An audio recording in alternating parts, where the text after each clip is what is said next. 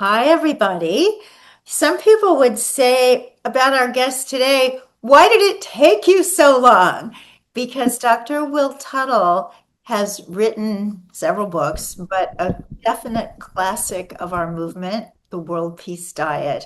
He is the real deal. He is known around the world. He's a concert pianist, he's a speaker, he's a former Zen monk, and with his wife, Madeline, who's a wonderful artist known around the world in her own right, they are fixtures of the speaking circuit, drawing thousands of people in countries around the world to hear the message of the World Peace Diet and beyond. Welcome, Dr. Will Tuttle. Thank you, Victoria. Great to be here. Thanks, everyone, for this beautiful gathering and for being here. Well, it's such a pleasure to have you. And something that I always like to do with people who are well known. I think a lot of people here, they know about your books, they know what you talk about. But what were you like as a little kid? What was little Will like that turned him into the man we know today? Thank you. Yeah, I was born and raised back in the 1950s in Concord, Massachusetts, which was a fabulous place to grow up, I think. I learned to swim in Walden Pond, and my father owned the local newspaper, and that expanded. So by the time I was in high school, he had a chain of about 13 newspapers in the whole around the Concord area outside of Boston. So I was raised in this whirlwind, really, of the local news and politics. And my parents, my father was a musician. I was the oldest child. He taught me to play the piano, which I'm sitting right here at my piano in Northern California. And a little later I'll play a piece. But yeah, my father taught me to play the piano, and I loved music. From the very beginning, I wanted to be like him and play the piano. And he had his own dance band and was really good. He said, "Sure, no problem. You just need to practice." So I started early on practicing something every day, and I think that's a foundation because I realized when I became a Buddhist and a Zen monk that practice is really the foundation of everything. And I see veganism really as a practice, essentially. My mother was an artist, a watercolor artist, and my wife, of course, Madeline, is also a watercolor artist. And I feel like I was blessed to be raised in a very beautiful neighborhood. We never locked the door of the house, and we were in nature a lot. We were always every summer up in the Green Mountains of Vermont or the mountains of New Hampshire, climbing mountains and skiing and skating and really outdoors a lot. So I had an early love of nature, and my father nobody was a vegetarian or anything like that, but they had a love of nature and animals. Our neighbors would all go hunting, and my father said, "That's a terrible thing. We shouldn't terrorize animals." So I think I was very blessed to have a loving family. My parents literally, in my entire life growing up, never argued. I never heard them argue about anything. It was just this sort of harmonious relationship between them. And, we had challenges of various kinds with the business, but it was very harmonious. And one thing I will mention, I did when I was about 13, I went away to a summer camp in Vermont for a few years um, every year, and that was where we did a lot of these similar things, kayaking and hiking on the Appalachian Trail and so forth. But I also participated in killing animals. We would catch our own chicken every year. They would teach us how to do that and cut the chicken's head off with our axe and eat the chickens. And so I had gone through at that point 13 years of the most intense indoctrination anyone can go through in terms of animals. I was eating them every day. So I really didn't like doing it, but I didn't think it was a bad thing because I knew at that point that God gave us certain animals to eat. They don't have a soul like we do. They taste good. If you don't eat them, you're definitely going to die within 24 hours of a protein deficiency. So I did my duty, and I was it was a kind of a coming of age. A man's got to do what a man's got to do, and now I'm in my teens. I can kill an animal, and so I saw into that, and I'm grateful for that. And we also would kill a dairy cow every year too. It was a small farm, but we always killed one of the dairy cows, which was a much more, a lot more bloody and messy. And I saw the terror and pain of that animal as we did that, and so I really feel blessed that I saw that up close. I realized in the marrow of my bones that any small little farm somewhere where the animals are all treated well. No, they're killed, and they do not want to be killed. So I'm very grateful for those early experiences, and then for the love that my parents had really for writing, for music, for art, and for education, reading books. So when I went away to college, I started reading Thoreau and Emerson, and that led me into Walt Whitman and to Zen and yoga. That was in Maine back in the 1970s, early 70s at Colby College, which led to me deciding that I wasn't going to take over my father's business, which was a big deal because I was bred to do that. I worked every job at that publishing company, from accounting and being an editor and writing and photography, and I knew the whole business. And I felt like it would be a distraction. I would end up, at 60 or 70 years old and wonder what happened to my life, because I started to realize that there's a spiritual component to life through Emerson and Thoreau and these other spiritual teachers.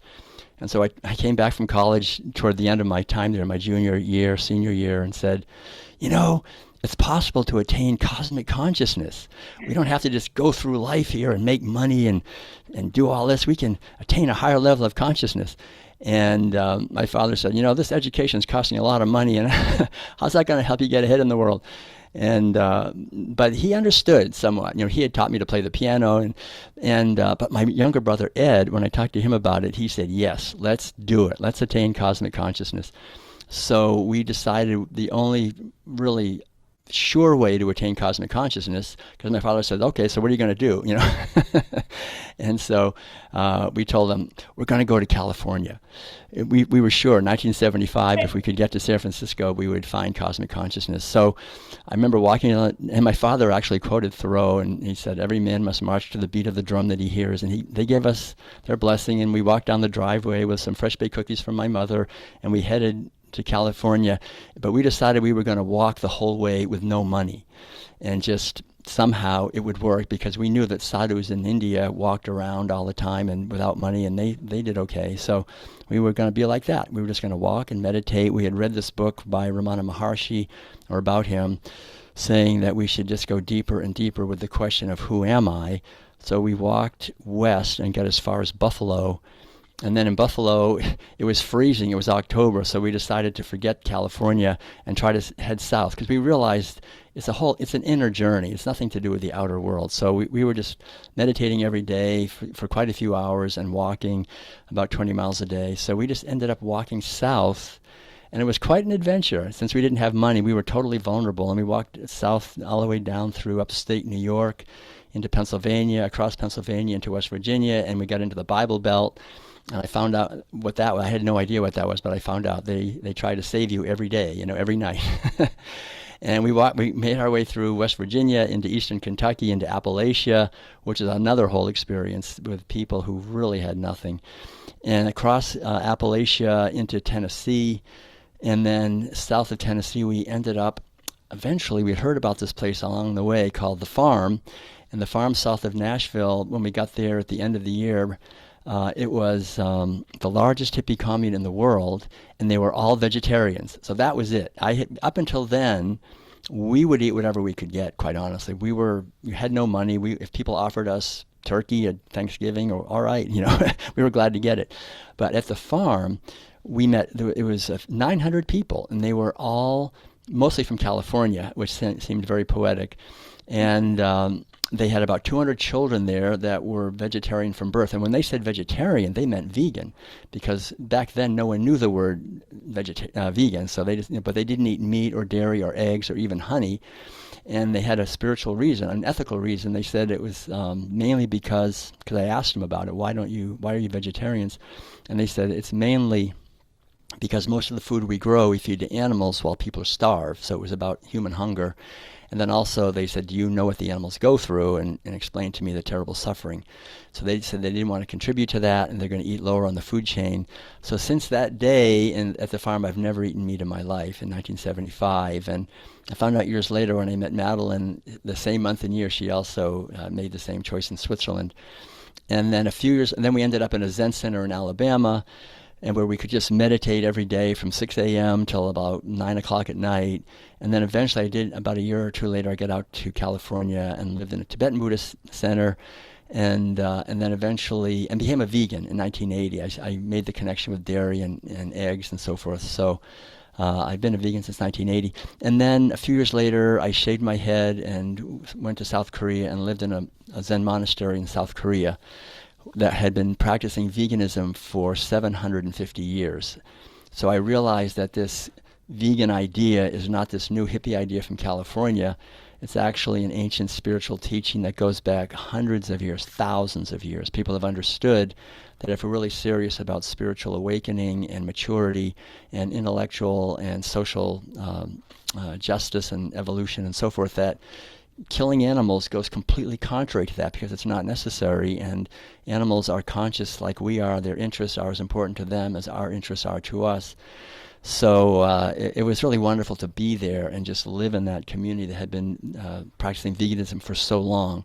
So I felt when I eventually decided to come back and got my PhD at Berkeley and went on to teach college for quite a few years. But I remember feeling like I had these roots of veganism that went far deeper, because I realized it's not this sort of option. You can either do it or not. I realized it's our true nature. It's just we're hijacked away from it, and it's completely contrary to how we are. So that's maybe a little bit of a too long of an answer, but that kind of shows you the whole the Oh, basic flow. Yeah. it's a wonderful, colorful story. And I love the reminder that at the farm they call themselves vegetarian.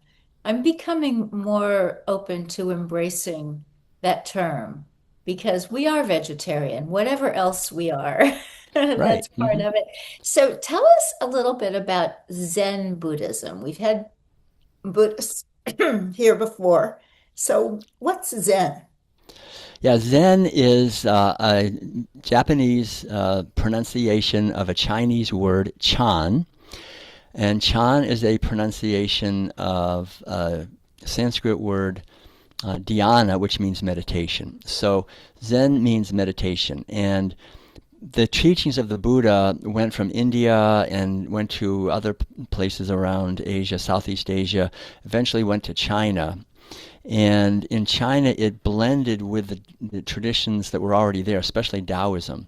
So Zen is kind of a combination of Buddhism and Taoism, focusing on meditation. So it's quite different in a sense from the other forms of Buddhism in Southeast Asia, in that it really emphasizes not only meditation, but also focusing on the teachings beyond the scriptures, that the teachings are pointing at something that you can only, it's incommunicable in words, and we can only awaken to it. And the neat thing from the point of view of the vegans is that the Buddhists, my research shows that the Buddha originally really emphasized the importance of not eating meat. But as the teachings went out different places, there were various interpretations of that. But when it got to China around 400 to 500 A.D., then it grew, quite rapidly. It was very popular, and at one point, I think it was around 500, they had a big gathering of all the leaders of the Buddhist tradition in China at that time, and they decided that no meat, no egg, that's not allowed. And they never did dairy. Dairy had never happened in that part of the world.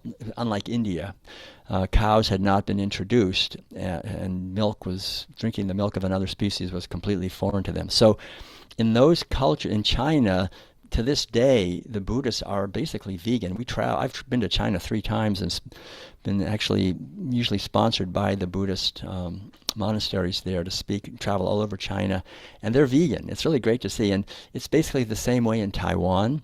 Very similar, pretty much the same way in Vietnam and Korea and Japan, although Japan has backslid a little bit, and they call a monk that's not a very good monk a fish-eating monk.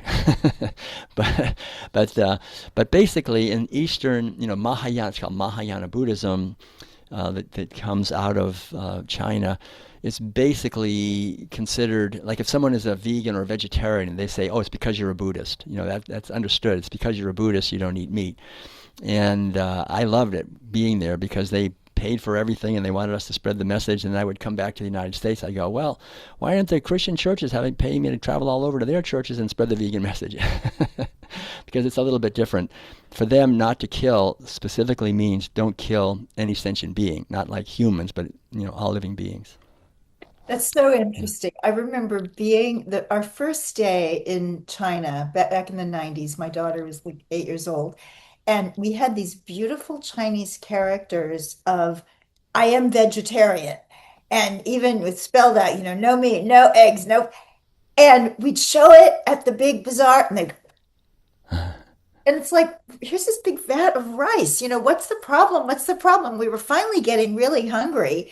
And I found somebody who spoke English, and they said, oh, when you show them this symbol, it's interpreted as strict Buddhist, forbidden to eat animal products or anything that was ever in the pot. If there'd ever been meat in the pot, it was kind of a kosher thing of you can't eat this rice because there might have been meat in it yesterday.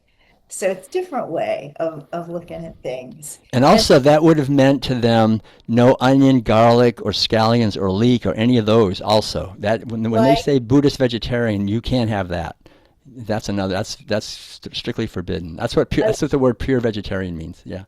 I love the connections because obviously the Jainism, very similar. Right. Yeah. Last month, our guest was a Quaker. And when you said beyond the scriptures, that in Zen, it's the experience, it's going beyond the script. That's precisely what the Quakers do when they sit Right. and wait for the revelation. So, oh my gosh, I love the connections. So there are Buddhists, though, who eat meat, and we run into them. So where do they come from? I think basically it's a corruption that has crept in over the centuries. The original teachings in most all of the sutras that I've ever read that go into this, especially the Mahayana sutras, the Buddha says, well, if a piece of meat does somehow find its way into your bowl, eat around it, don't eat the meat, leave it out. And so I think also back in the day, people would never have given meat to monks. I mean, that would have been kind of an insult. That was like, no, we would never do that. But things changed, especially in Southeast Asia, in Thailand, and that area, when the French came in and the other European nations came in and started basically colonizing the cultures there. And of course, they had a lot more wealth and they ate a lot of meat, and they were the ones that had the power and the prestige and the authority. And so this whole narrative developed that among the lay people that, well, but we honor the Buddhist monks even more than them, so we should give them some meat too because they're the highest, they're even higher.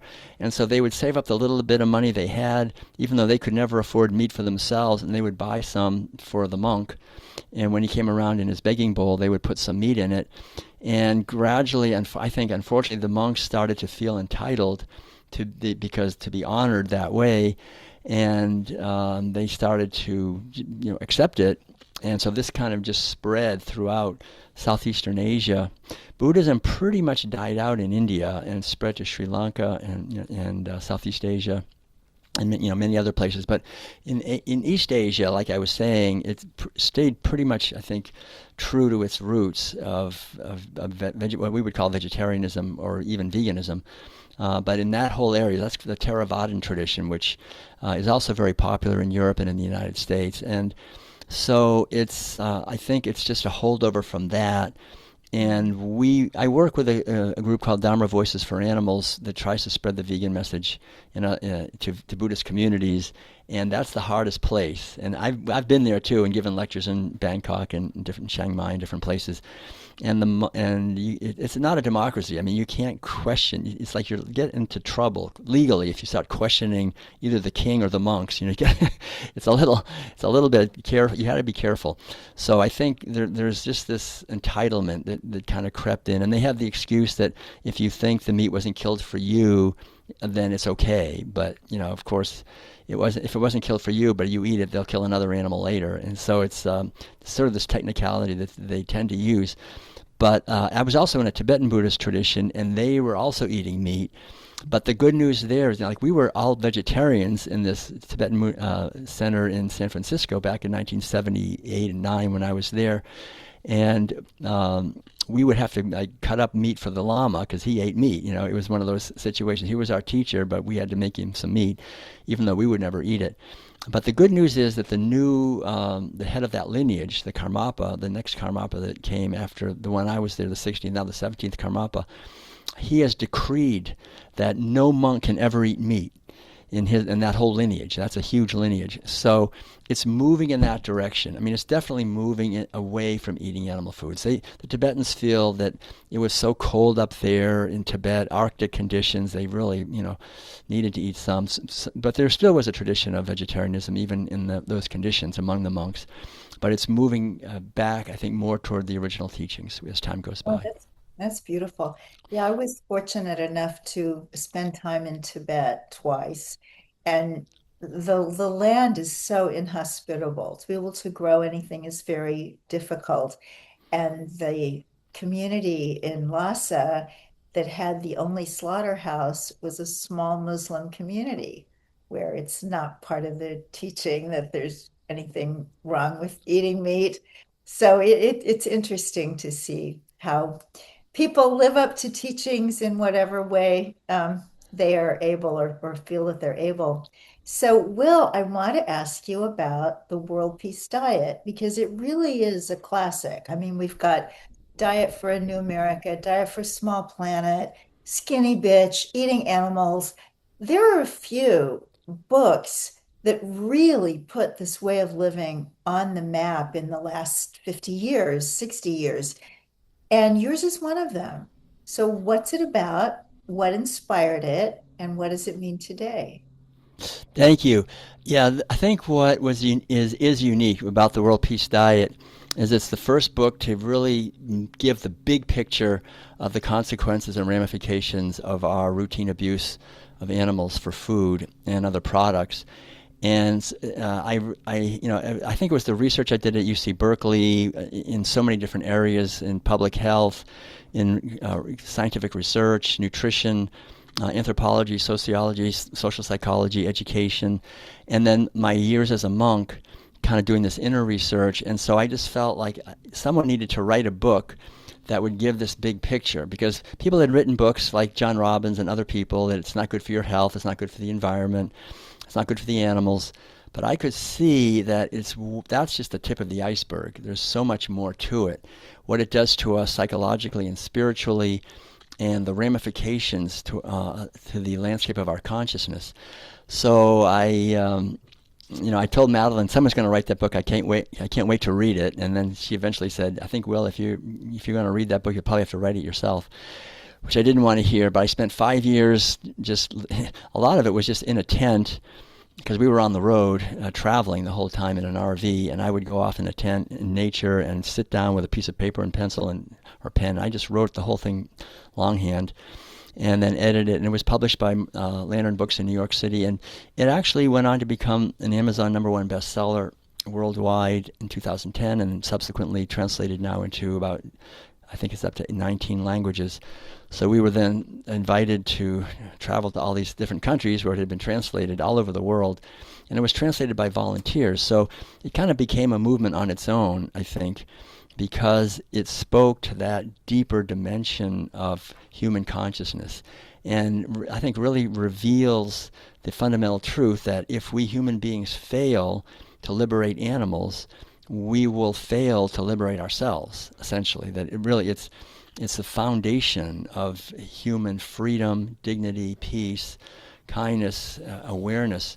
This routine abuse and relentless abuse of millions of animals daily is something that just keeps us in a prison. As we imprison them, we are imprisoned. I used to teach college courses in comparative religion, and I love the fact that basically every religion on the planet has these two fundamental teachings, one of which is the golden rule: don't do to others what you wouldn't like to have done to yourself, and whatever you like for yourself, give that to others. That fundamental teaching. And then the one that goes with that is, whatever you sow, so shall you reap. And we, in our society today, we just ignore them when it comes to animals. We think, well, we buy and sell them by the pound as if they're just sacks of cement. I mean, this is hideously violent to these animals. But even though the animals cannot retaliate, our violence toward them always retaliates. It retaliates as cancer and liver disease and kidney disease and psychological problems as war and social injustice, all these different ways. So sowing the seeds of violence towards animals, we just don't make the connection. So I was just burning with this yearning, I guess you could say, to try to shine light on this fundamental connection, because I could see how everything we do to animals boomerangs right back to us. Why don't we see it? Why don't we get it? It's so obvious. And so I tried to really show in all these different ways how that happens, but to do it in a way that wouldn't blame anyone or shame anyone or criticize anyone, to show the historical unfoldment of this in our society and how religions were basically co-opted. I think Jesus and the Buddha and the great founders of religions had a fundamental teaching of compassion for animals, but it got basically submerged by the herding culture. I coined a word, herderism, that we live in a herding society, and herding animals is a practice and a mentality. And it's that mentality of might makes right, and the strong dominating the weak, and the domination of the sacred feminine dimension of life, and the exploitation and abuse of the young and the feminine. That just pervades our society, and we try to somehow grow beyond that, but we're eating it every day, so we don't make progress, really. Of course we don't. And we have more slavery and human trafficking now probably than ever, because we're doing that to animals. So to make progress, we need to treat those who are at our mercy and to whom we're not showing any mercy. And when we do that, we'll begin to make progress. And so Madeline and I really always try to do this through beauty. Like her paintings just try to show the beauty of animals and nature, and I try to create music and writing that reminds us of the beauty of this world that we're in, so we will respect it. That's the basic idea.